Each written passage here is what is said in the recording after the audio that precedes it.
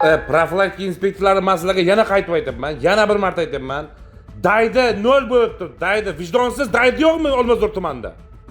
Daydini olib qo'yaveraverasizlar sal protokol yozib. Daydi qal hozir. Siz ovozini eshitgan bu shaxs Olmazor tumani ichki ishlar bo'limi amaldori Abror Xudoyberdiyev bo'ladi. U profilaktika inspektorlariga ko'chadan daydi topish bo'yicha topshiriq bergan.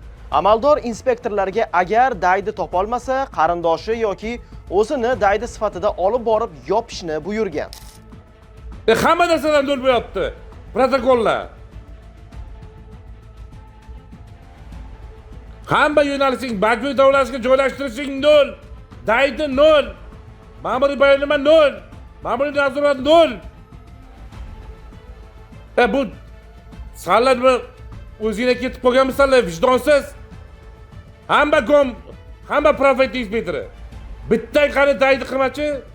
Hamma daydi o'zing daydi olib qolib yop. Qarindoshingni olib borib yop. Daydi qilib.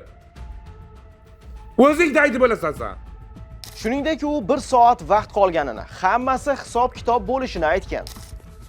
Profilaktika inspektorlari 1 soat vaqtimiz qoldi. Hozir hisob-kitob bo'ladi, 22:00 da hisob-kitob bo'ladi. Men borishni xohlamayman.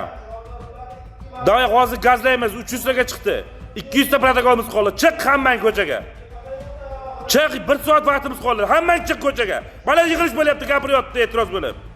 Amaldor navbatdagi videosida va'da berganini, 300 ta qilishi kerakligini aytib, barcha xodimga ko'chaga chiqish topshirig'ini bergan. U 300 ta deb ma'muriy bayonnomani nazarda tutgan bo'lishi mumkin. Profilaktika inspektorlari, mana hozir men va'dani berdim. 300 ta qilishim kerak soat 12:00 gacha. Hozir og'ayni bittadan agar parod qilsak xavfimman. Hammang poch hamma chiqsin hozir. Men o'zim ham chiqaman mana, Samaradan ham chiqadi. Bitta gomga borib hisob-kitobni qilamiz.